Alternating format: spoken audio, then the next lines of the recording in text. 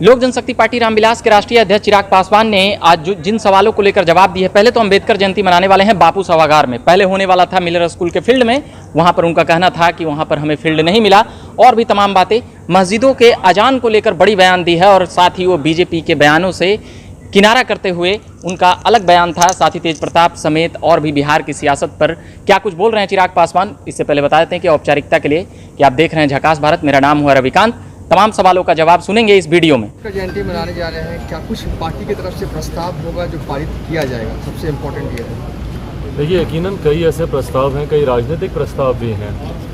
एक तो खैर जिसका जिक्र मैंने किया कि हमारे नेता आदरणीय रामविलास पासवान जी जिस तरीके से हाल फिलहाल के दिनों में उनकी तस्वीरों का, तमाम महापुरुषों की तस्वीरों का जिस तरीके से अपमान किया गया, उसकी तो हम लोग निंदा करते ही हैं। पर साथ ही में राज्य सरकार ने हमारे नेता आदरणीय रामविलास पासवान जी, जिनको भारत का दूसरा अंबेडकर सिर्फ कहा नहीं बल्कि माना भी जाता है, आप अनुसूचित जाति ही नहीं, समाज का हर गरीब दलित वर्ग, हर पिछड़ा अल्पसंख्यक शोषित वर्ग को अगर आप देखेंगे, जिस तरीके से वो उनमें आस्था रखता है, पर उसके बावजूद अभी तक लगभग उनके निधन को पिछले 1.5 साल हुए, और इन 1.5 सालों में राज्य सरकार के द्वारा उनके सम्मान में या उनके लिए ना कोई कार्य किया गया, ना कोई घोषणा की गई। जहाँ एक तरफ केंद्र सरकार के द्वारा उनको पद्म भूषण, देश के सर्वोच्च सम्मानों में से एक,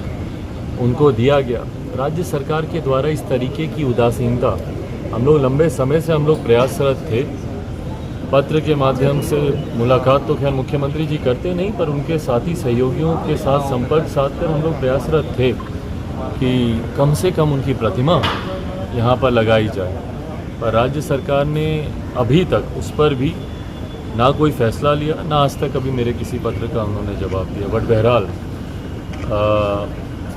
अब और ज़्यादा इंतज़ार करना सरकार के द्वारा ये लोक जनशक्ति पार्टी रामविलास के कार्यकर्ताओं को मंजूर नहीं है। हम लोगों ने फैसला लिया है, और उस फैसले की जानकारी आज लिखित तौर पर मैंने पत्र के माध्यम से मुख्यमंत्री नीतीश कुमार जी के साथ भी मैंने साझा की है, और उनसे मैंने उनको बताया है कि भैया हम लोग तो बिहार के 38 जिलों में अब लगाने जा रहे हैं, और जिसकी शुरुआत हम लोग सबसे पहले हमारे नेता आदरणीय रामविलास पासवान जी के जयंती दिवस से 5 जुलाई को हाजीपुर में उनकी मूर्ति लगाकर करेंगे, और 8 अक्टूबर को शहर बनी खगड़िया में हमारा पैतृक गांव, वहां पर हम लोग उनकी मूर्ति लगाएंगे, और इस दौरान बिहार के 38 जिलों में ये कार्यक्रम चलेगा।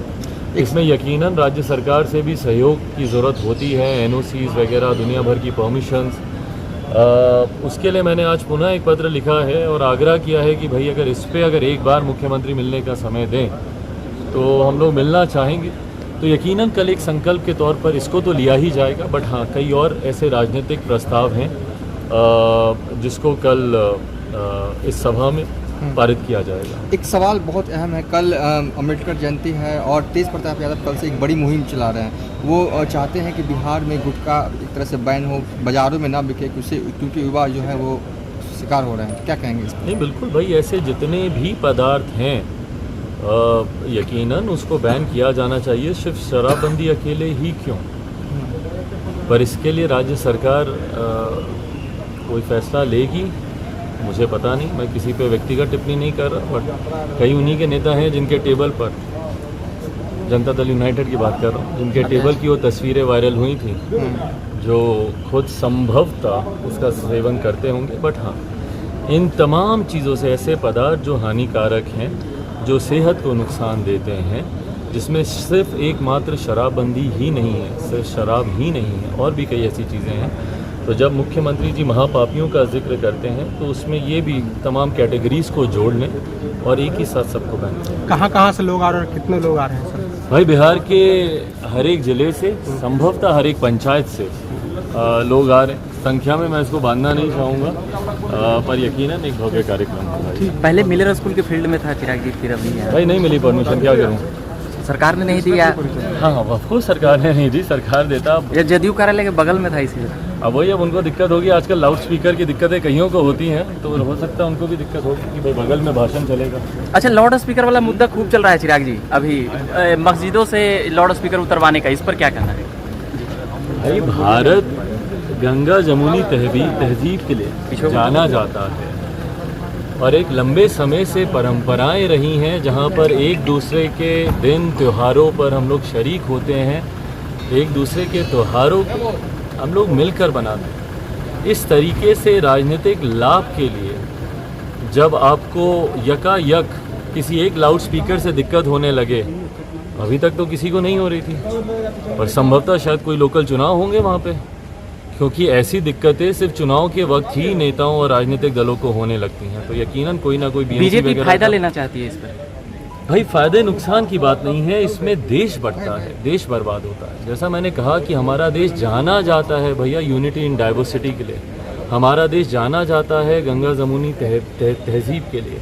इन तमाम चीज़ों में जब इस तरीके से बिखराव आता है, भाई यही तो खूबसूरती है। कहीं नमाज की अजान चलती है, कहीं नवरात्रों में आरती का शोर होता है, तो ये तमाम चीज़ें माहौल बनाती हैं देश का।